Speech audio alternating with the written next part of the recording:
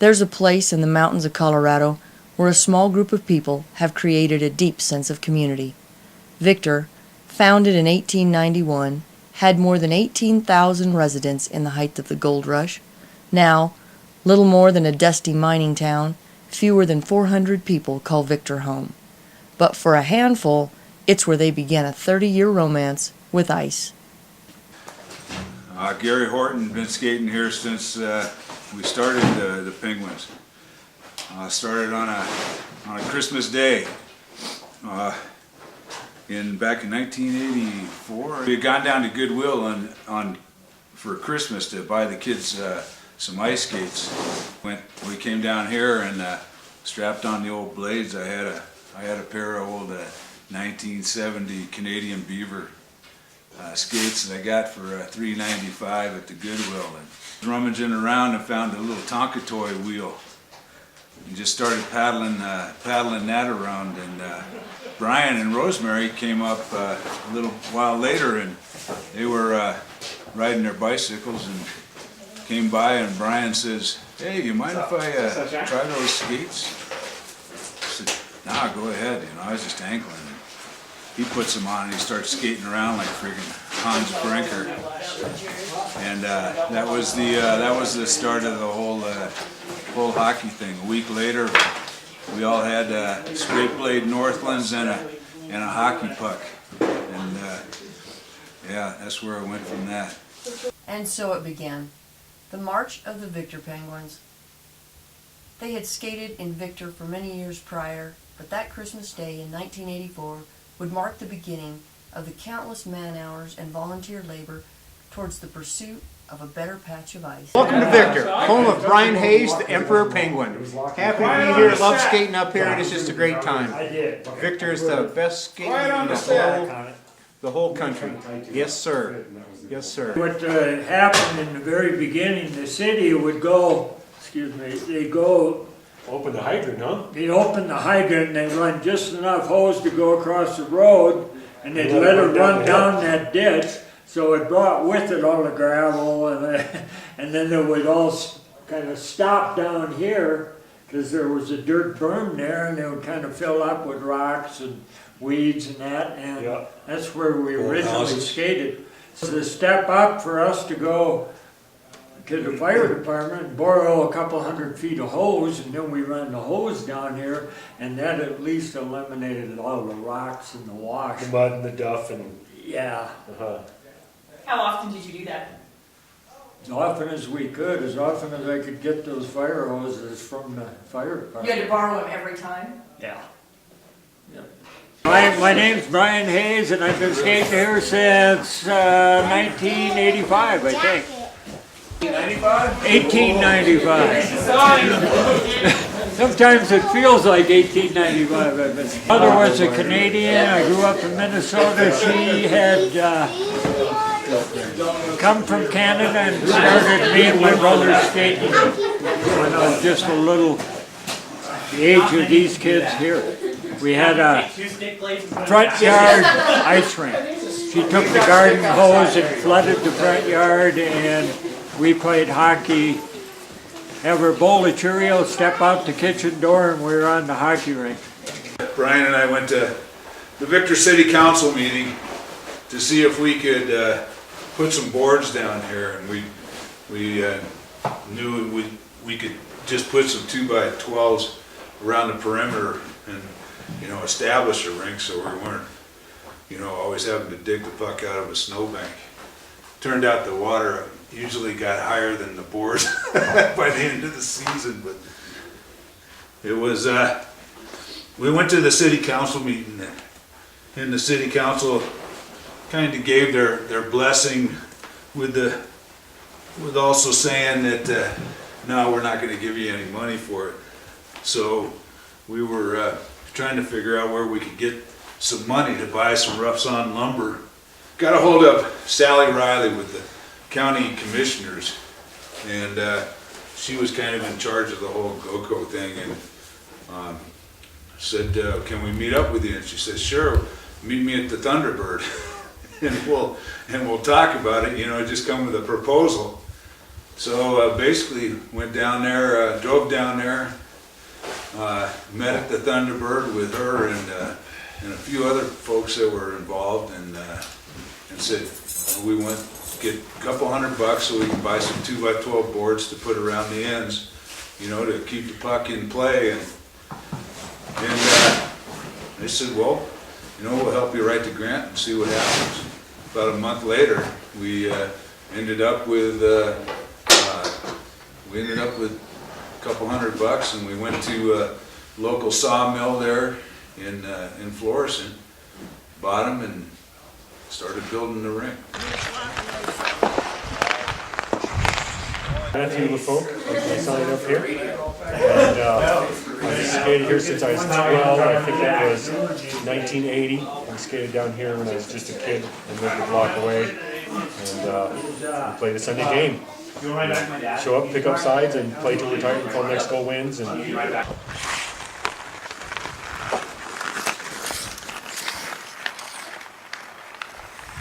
so I skated here forever. When I was a kid, I lived up here in the White House up there, and I'd come out on the deck and see who was down here. Occasionally I'd come out on the deck, they'd be yelling for me because I'd be hungover and late.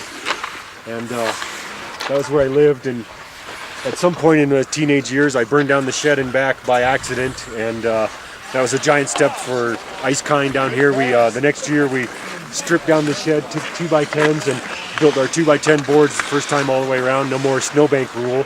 No more losing the puck in the snowbanks. We had a snowbank, and if the puck hits the bank, then the game stops. Was that the Victor Snowbank rule? Sorta. Yeah.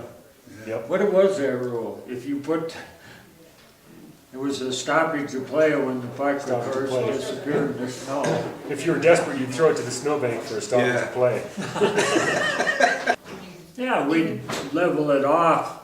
Kind of edge it off with a snow shovel there. And then spray it with water, so it'd be, yeah, ice boards, because they'd melt. We didn't have any shade system, they didn't last long. But Had about a 2-month season or so. Brian and Tim and Aaron and I come down here and scrapped out the shed and pulled out nails and rebent them, straightened them out, and built boards with that. Probably mostly 2x10s around the way, but they were every size and scrap we had. Aaron and Tim spent the whole time fighting over the nail bags because they got to wear the nail bags. only had 3 nail bags.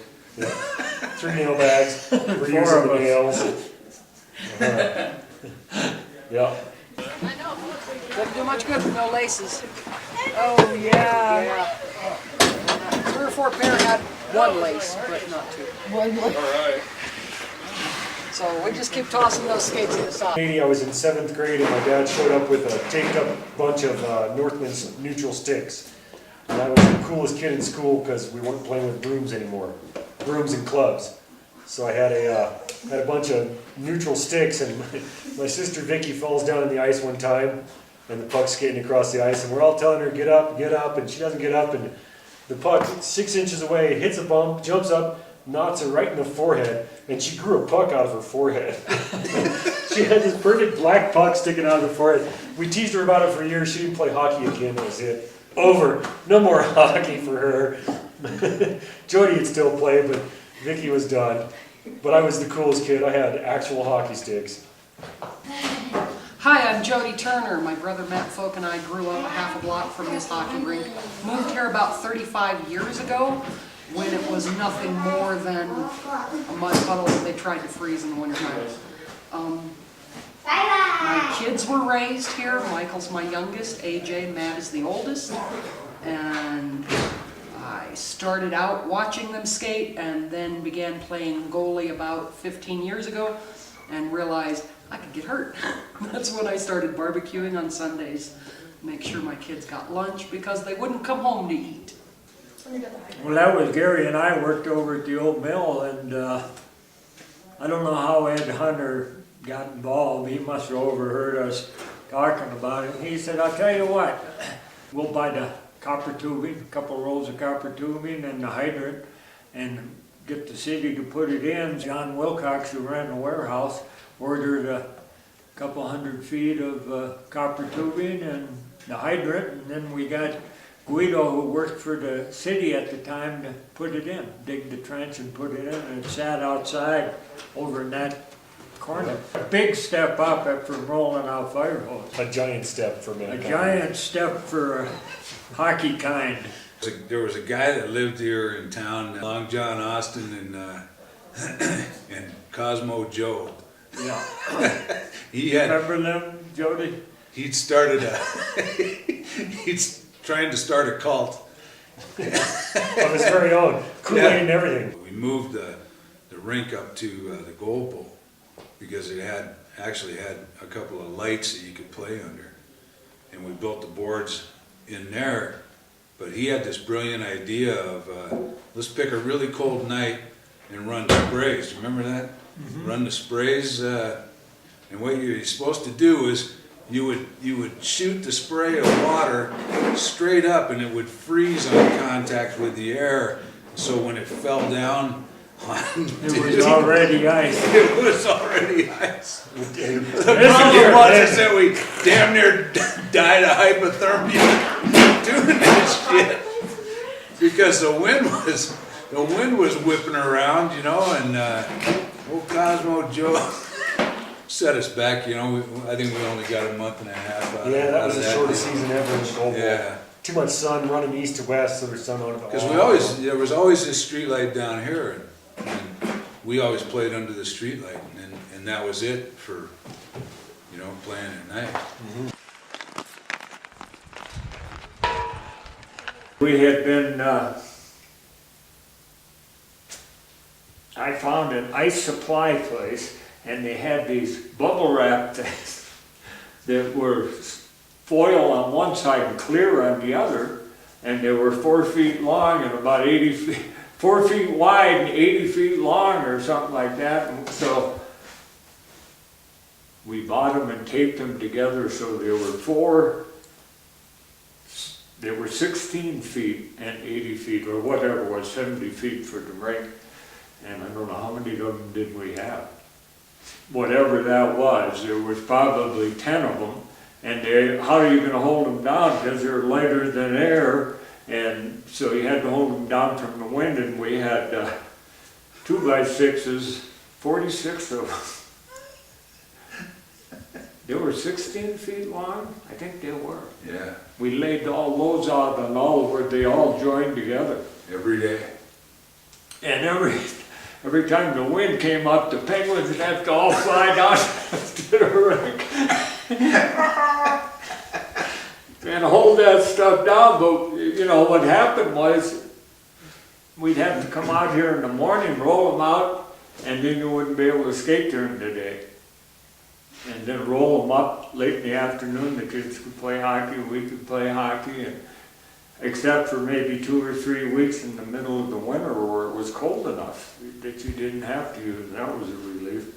Oh, we could make a great sheet ice, because that stuff really worked. It actually even worked better than these curtains. It really reflected the sun, but as you say, it was labor intensive.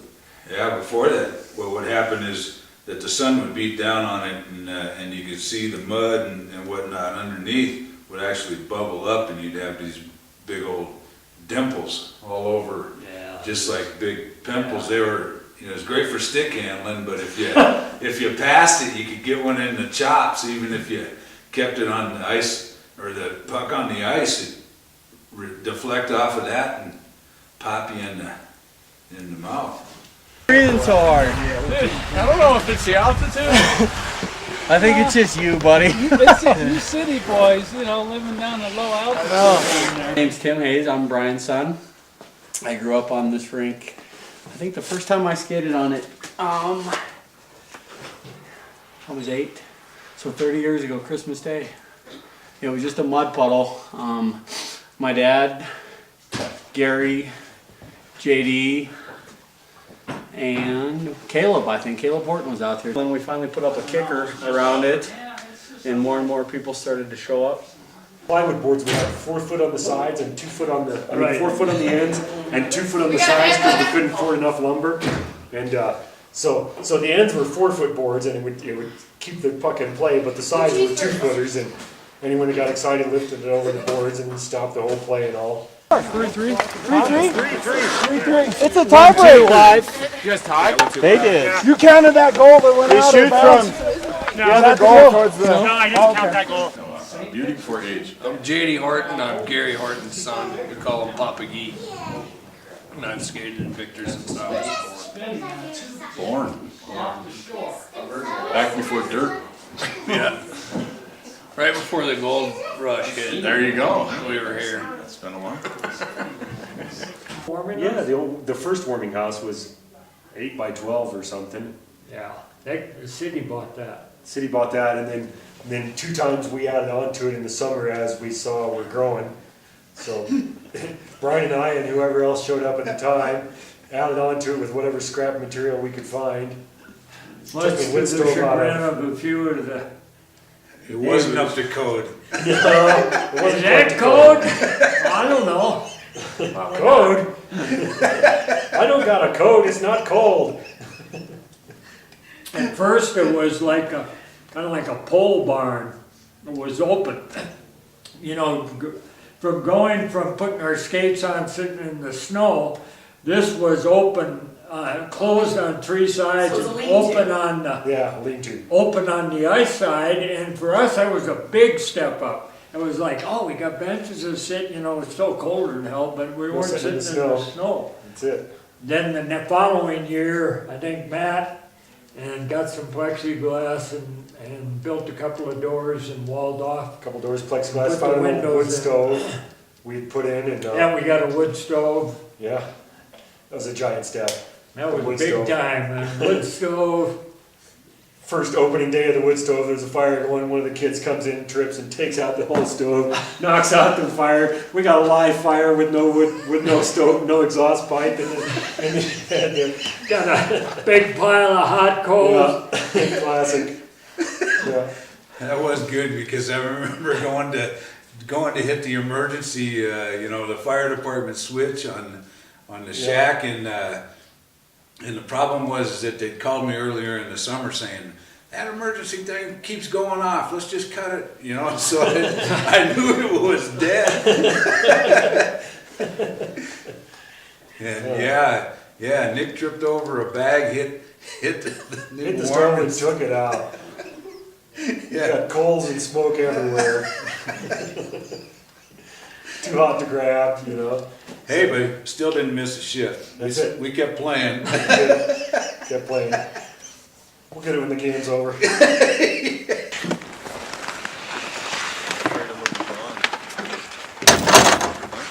Yeah, it was so small too. We had one of our first skate with the stars was, it was half the size of this warming hut, and like Tommy Peterson, he'd come up and somebody took his shoes.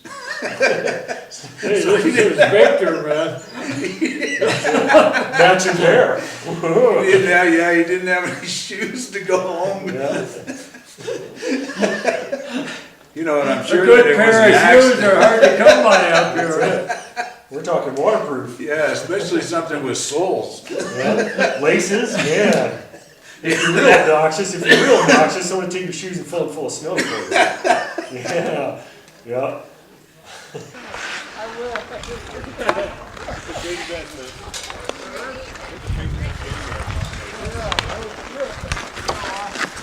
I'm Ron Moore, and I've been skating out here since '87 or '88. And I love it because it's family hockey, is what I call it. And this is my boy Wes. Garden hose and the hydrant. What came next for your ice? A floor scraper to take down the bumps. By That hand? didn't last long. That was brutal. That's a lot to Too much scrape. work. Yeah. We just played rough. We considered it as an opportunity to improve your stick handling skills. That's it. Yep. I'm Steve Dunn. I've been skating with up in Victor for 5 or 6 years now, and I used to skate against these guys down in the Springs League, and got tired of getting beat up on, so we decided to join them. My mother forced me on the ice when I was a youngster. I was 14. I grew up in upstate New York. Pond hockey and lake hockey, and She got tired of you being in the house. in the house in the winter. Go learn how to ice skate. Get out there and get out of my hair. That was 50 years ago. Hockey gets me off the couch, which my doctor told me I needed to do. Gets off the couch, gets us out during the winter. Obviously, it didn't help with the body fat much, but especially when you guys bring donuts and beer. Well, the donuts came after the beer.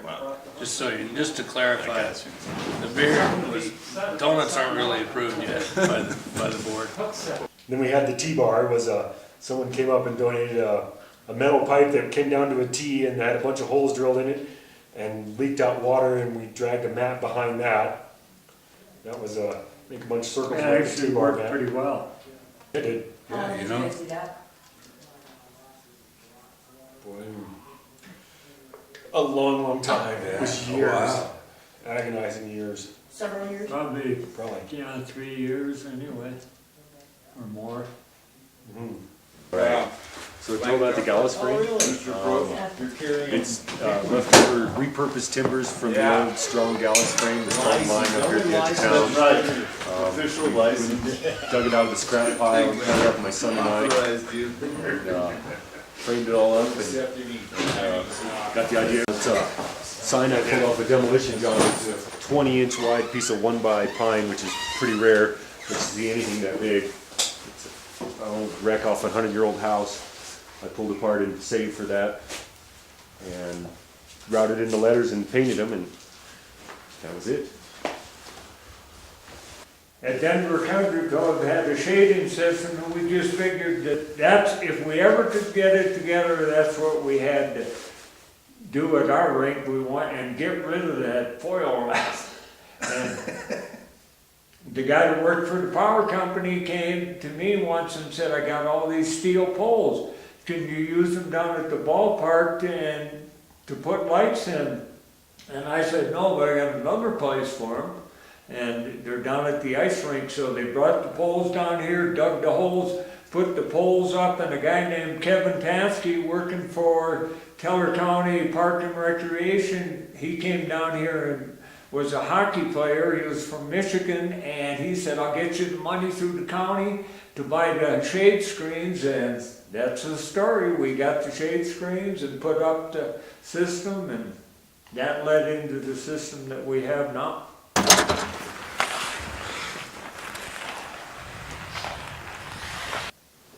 We knew a guy that he was assistant coach down at Colorado College, and he's kind of a college recruiter, and he was running an ice rink over in Breckenridge. Brought some of his guys up there, thank you, from Breck, come over here and skate, and one of them said, I got something that you guys in my backyard that you guys need. Oh yeah, it's an old Zamboni. And the next day we borrowed a flatbed truck and we drove to Dillon, found his house, and sure enough, there in the backyard was parked the Zamboni. Yeah. It was all covered with leaves and branches that had been sitting there for some years. We had to clean out the tanks, dig the branches and grass out of the tank. Yeah, and he had bought it thinking that he was going to use it in that area, but then hockey just really took off there, and they bought their own brand, you know, they had big bucks. So he just had one sitting there, and that's the story of that. Way to skate out there, Mike. Yeah, Theo. I don't count 3 of those goals. I tried to nail him on the boards, and he just knocked me flat on. Oh yeah, he did. I got to watch it all. I like to be the judge out in the nets, you know. I got to start wearing some breathers, man. That hurt my ass. Dang it. We brought the Zamboni home here. We did, Ralph ran a pizza bar place over in Cripple Creek. He did a fundraiser, huh? A fundraiser, raffle thing, you know, to give away a real nice hunting rifle, and a lot of people bought tickets. And we paid for the Zamboni, and you know, I think we raised $3,000 or $4,000 from the raffle, and we paid $2,000 for the Zamboni, and we put the other, anything over that, into the Zamboni, because it's an old Zamboni. It's 1971, one of the oldest still running Zambonis in the whole country. Yep. So, you know, we take kind of pride in that old beater and take care of it, but it costs money. you know, and the hockey club owns it, the city does. As a matter of fact, the hockey club owns a lot of the stuff here. We own the goals, you know, all the hockey gear. Yeah, we have the old goals from the Broadmoor World Arena that the Russians played on. The Russians shot on those goals, huh? Yeah. They're in retirement now, we got new ones out, but we got them. We did it kind of as a joke at first, well, it still is, I guess. We gave the French-Canadian look. That's it. It's the closest So we get to everybody- French Canadians. French-Canadianized their names. Yeah. I think everybody ends up, you know, anybody that plays something ends up with, you know, some kind of nickname for something. You know, Art the Zipper Price got it for Facial scars. Yeah, for facial scars and I can remember Brian actually, yeah, Ron the Door Shuts. They actually call him Ron Moore, but the door kind of. Well, he quit playing forward, he's a goalie now, so the door shuts. Yeah. But when he was a forward, he was the Ron Mower man. He That didn't was- run into anybody, he didn't care. Well, there was a movie out at the time called Lawnmower Man. Yeah, and he was the Ron Mower man. I think Tim said that, if I remember right. Tim's the one who said he's the Ron Yeah. Mower. The Glide, you know, had a real, yeah, he just had a nice All Glide. the time. Good for you. We had John L. Sullivan. Buzzsaw, yeah, he was a, We called him Buzzsaw because he sliced some guy with his blades. right across the hand there. Put on the glove and finished the game, he was all right, I don't even know who it was. We had Dennis, the commissioner of the Slapshot Latrell. He was a county commissioner here in town, or here in the county, and he had a hell of a shot. In fact, he busted the glass down there at Sertage one time. And apparently, the story goes that the rink manager says, "Hey, you guys missing the puck?" After the glass broke, and he says, "Because it's embedded in the cinder block back here." Stuck in the cinder block.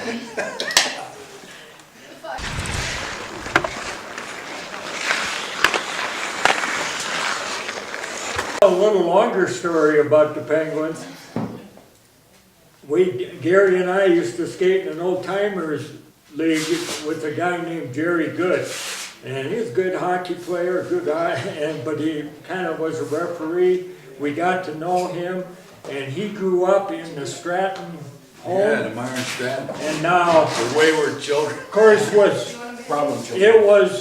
it was funded by Stratton, who, you know, that money was built, as you probably know, from money that came from the gold here, mainly Stratton's and the Independence Mine. Well, years ago, they actually had a hockey team that played in the high school hockey league, and they had a little outdoor rink that was shaded on the grounds, and Jerry Good was a real good skater, and he told me the story about playing for that team, and they were called the Stratton Penguins.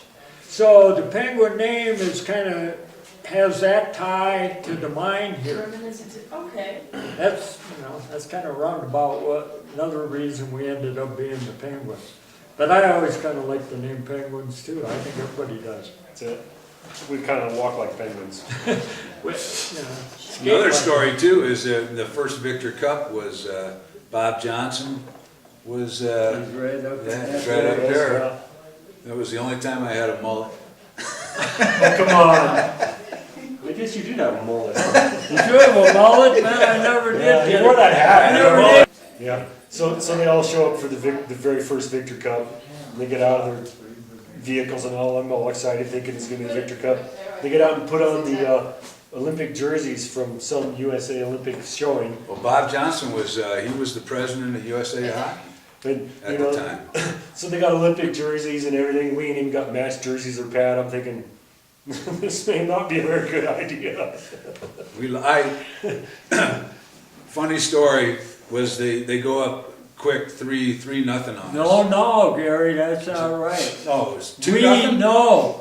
We got one goal that game, and you scored it. We got it early on. Well, no, I know. It was 1-0. We were up. We were ahead. We should have called the game. 1-0. But our first Victor Cup, you know, if you look at the picture there, there's Bob Johnson's in there, and of course one of the Penguins took Bob Johnson out, and Bob died about 6 months yeah, later. 6 months later. Yeah. So we always teased him about, Yeah, he died of him a out, brain tumor. taking him out. Looked Yeah, him upside the head. but there's also a guy Marv Parliament who's in there, and he was a scout for.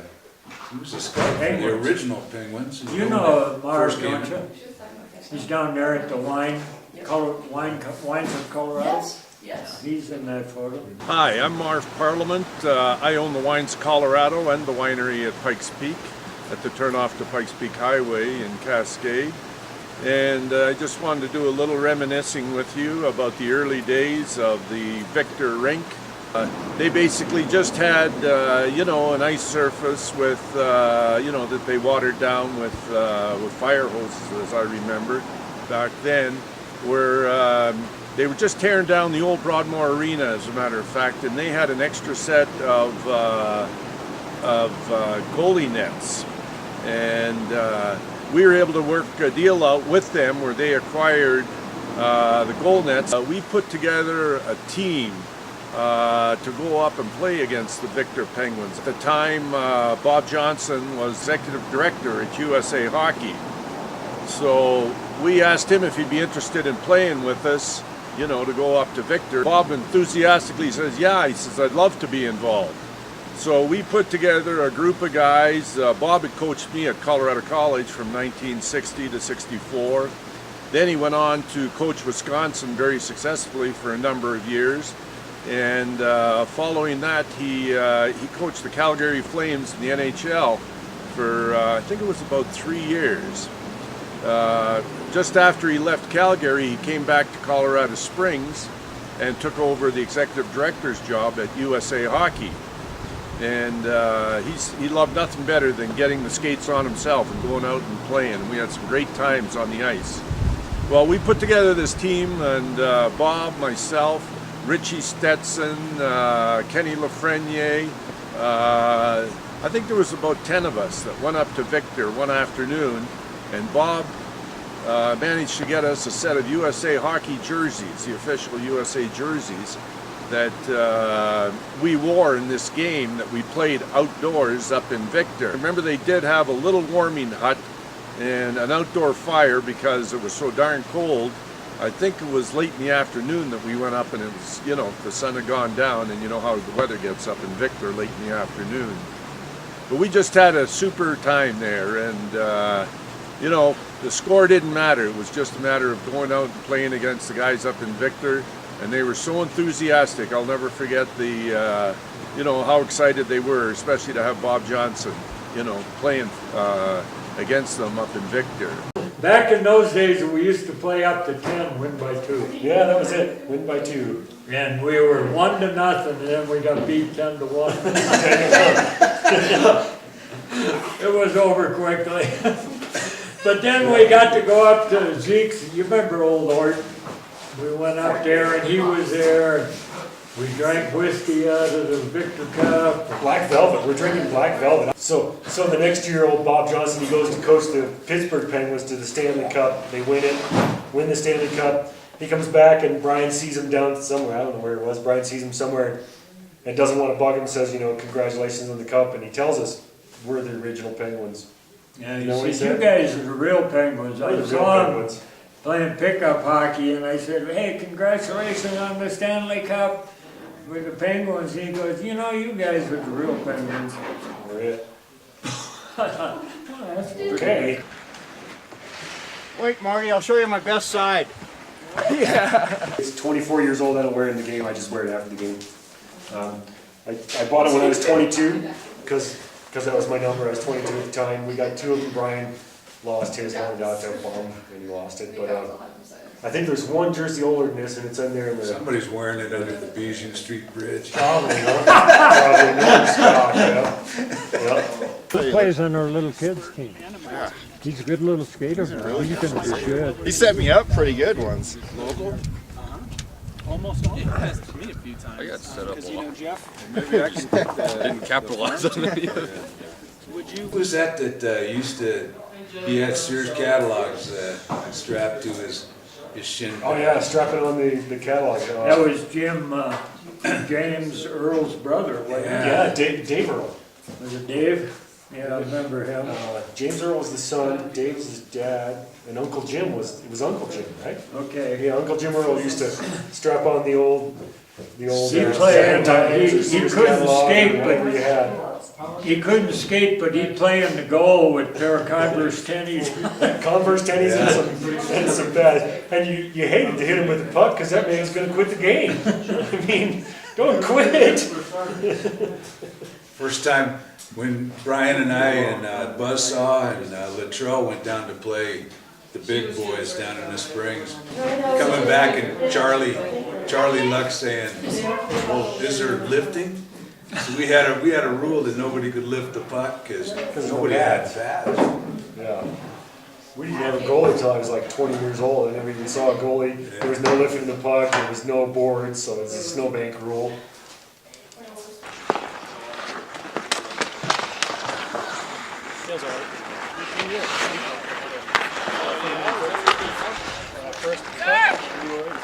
But then there the time, is that you that lined up the game down in Pueblo to play the Ratliff Ravens there? Yeah. That was classic. So the whole time in my youth, I spent wearing my sister's figure skates. And they had teeth on the front, so I was fast. I could take off fast. But that's all I knew. So I got down to Pueblo and I'm like, oh my God, I can't wear figure skates down here in a real hockey game. So I put on my dad's hockey skates, and they're 4 sizes too big. And I got there on the ice, the first thing I do is try to turn around and stop on these figure skate teeth that aren't there. I fall and I bust my face on the ice. I'm bleeding, the game hasn't even started, I'm bleeding on the ice. I'm thinking, what the hell are these skates I'm wearing? So spent the whole game in skates I never even tried that are too big, they're flopping around on my feet. But they weren't figure skates. But they weren't figure skates, that's it. We get down there and we're walking in with our stuff, and the guy comes up and he says, the rink manager, he says, well, you guys got locker rooms 3 and 4. And we're looking at each other and going, what the hell do we need a locker room for? What's a locker room? We were like me, man, wearing Carhartts and work gloves. Hey, that's what we play with in Bitsy. We don't need a locker room. It was unbelievable, you know, these guys walking in with their big bags, and, you know, they're ready They to took play. it easy on us. They're ribbon shots, they're lifting it off the ice. Huh? What is this? Lifting it off the ice. So one of the guys, you know, he decides to jump onto our team and make it a little more competitive, and we're sitting on the bench. And he says, you know, we're down like 40 to nothing or something, and he looks over at me and he says, I think we got him where we want him. We got him on the run, huh? We're wearing them out. 40-0 and the game's not as close as the score. We'll play them today though, huh?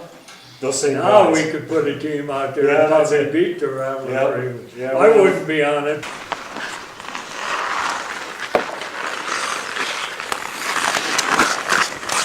Yeah, I'd like to get some of the kids where really, you know what it means to us, but what it meant to them to have a place to come to and hang out.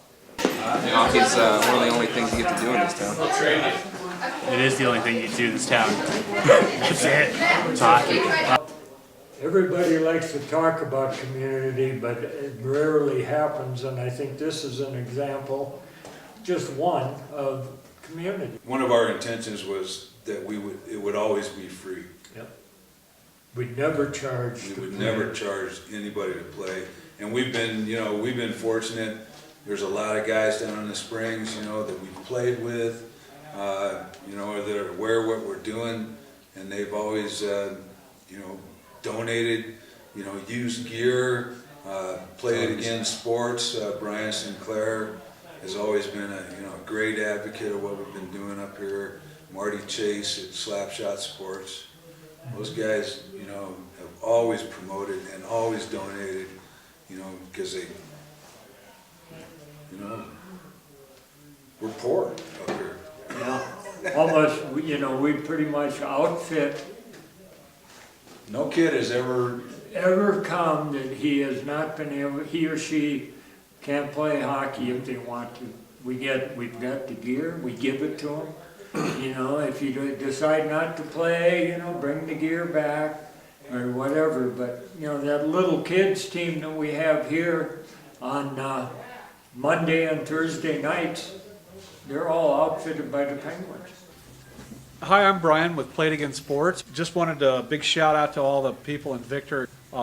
26 years ago, I opened downtown on Kiowa, and a guy by the name of Brian Hayes came in, and we kind of hit it off, and he was looking for some pants because he kept hitting the ice, I guess. He's probably still up there skating like Guy Lafleur.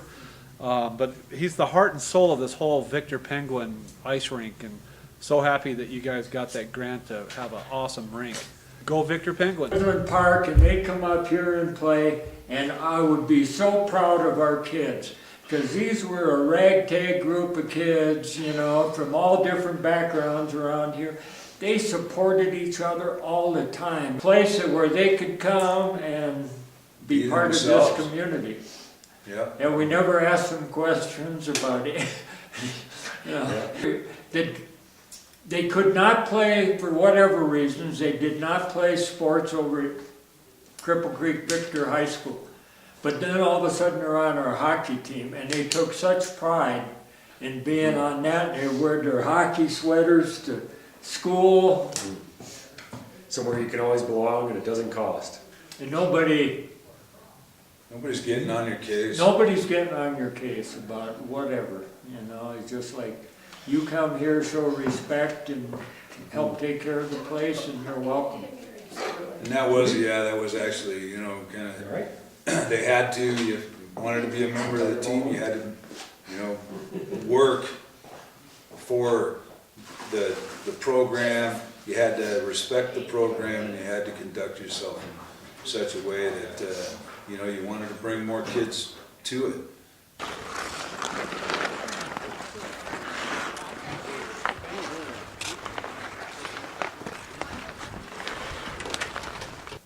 Zamhut, the Zamboni came on a deal, but I worked for a contractor who, we built a Super 8 hotel, and half the material came from the leftovers of that job, and the other half came from a casino Ralph worked at, and they tore apart the stage and built the walls, and my company, my ex-company, donated the concrete and all the roof trusses and all, and we kind of cheesed it in from there. It still didn't pass code, but it's standing.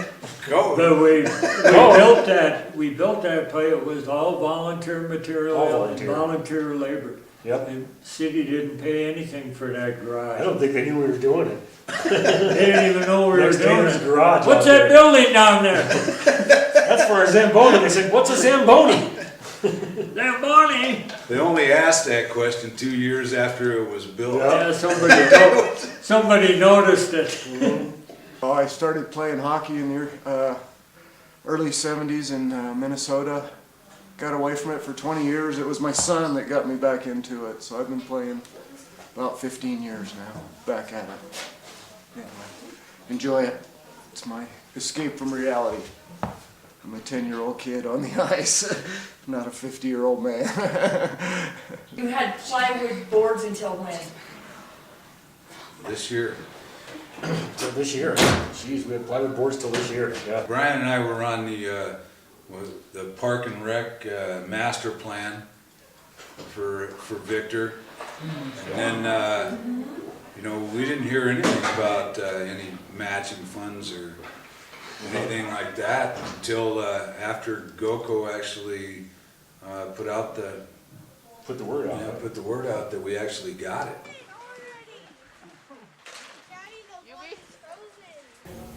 I'm Jane Bannon. I'm the manager of community affairs for the Cripple Creek and Victor Gold Mining Company. And CC&V has been involved with the Victor Penguins and Bryan's Park. We've kind of been holding it together for many years with duct tape and baling wire, just trying to keep everything together, and through the goodness of the guys who are able to go down there and work.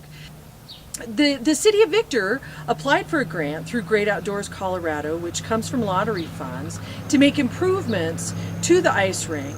And CC&V was able to make a $150,000 contribution to match those grant funds to help those improvements at the park. My name is Deb Downs. I'm the city administrator for the city of Victor, and talk a little bit about how we remodeled and rehabilitated the Bryans Park ice rink.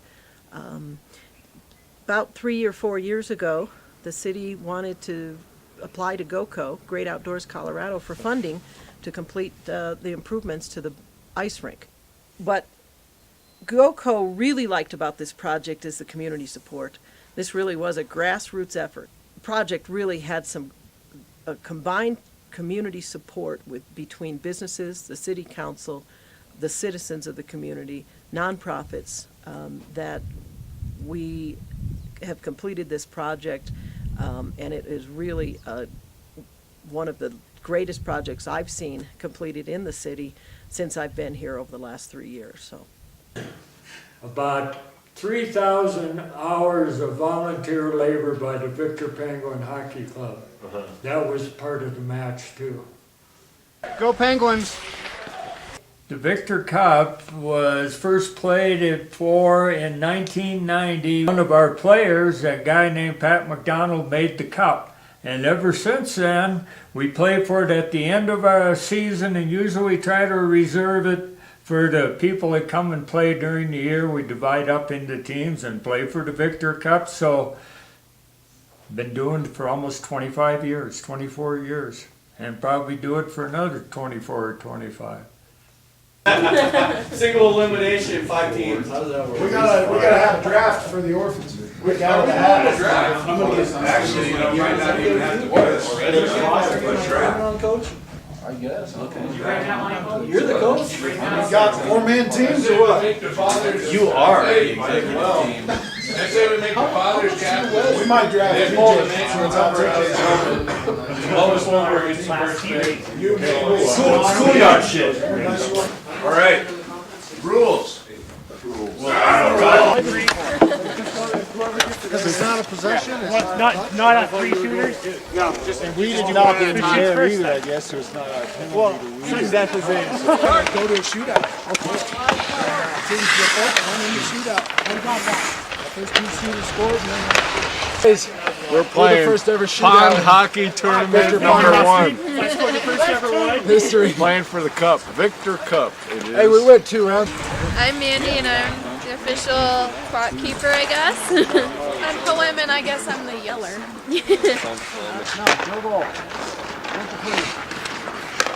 How are you guys liking the pond hockey format? Great, a little tough, a little different. It's good, I like it.